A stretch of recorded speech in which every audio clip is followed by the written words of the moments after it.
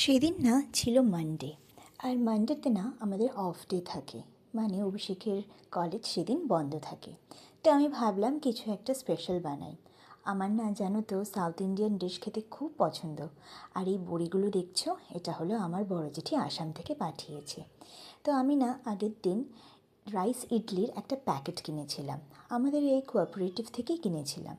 তো ওটার সাথে আমি ভাবলাম একটা ইডলি বানিয়ে নিই। একটু দই মিক্স করে আমি এইটাকে ব্যাটার বানিয়ে কিছুক্ষণের জন্য রেখে দিয়েছিলাম।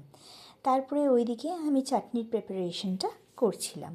জানো, আমি না বানাতে বানাতে ভাবছিলাম, যখন আমি আর অভিষেক ডেট করতাম তখন কোনো রেস্টুরেন্টে গেলেই না আমি সাউথ ইন্ডিয়ান ডিশ অর্ডার করতাম আর ও মুঘলাই টাইপের ডিশ অর্ডার করতো। যেন আমাদের মধ্যে এত যে ডিফারেন্স, তাও আমরা একসাথে আছি, এটাই আমার ভেবে ভেবে না খুব অবাক লাগে। আর এই যে ইডলি বানানোর যে এই বাসনটা আমি কিনেছি না, এটা সামনেরই আমি একটা সুপার মার্কেট থেকে কিনেছি। আমার একটা প্রথমে ছিল জানো, ওটার না স্ক্রুটা না হারিয়ে ফেলেছে মাসি মাজতে গিয়ে। এখন আবার আমাকে নতুন করে কিনতে হয়েছে এটা। ইডলিটাকে স্টিমে বসিয়ে না আমি বাড়ির যাবতীয় কাজটা করে নিলাম। এখন তো আবার মাও আছে, আমার তো বেশ মজা, কারণ আর্ধেক কাজ মাই করে দেয় জানো। চলো, আমার তো ইডলি রেডি হয়ে গেল, আমি এখন চাটনি দিয়ে খাবো। আচ্ছা, তোমাদের এই চাটনিটার যদি রেসিপি লাগে আমাকে নিশ্চয়ই কমেন্ট করো।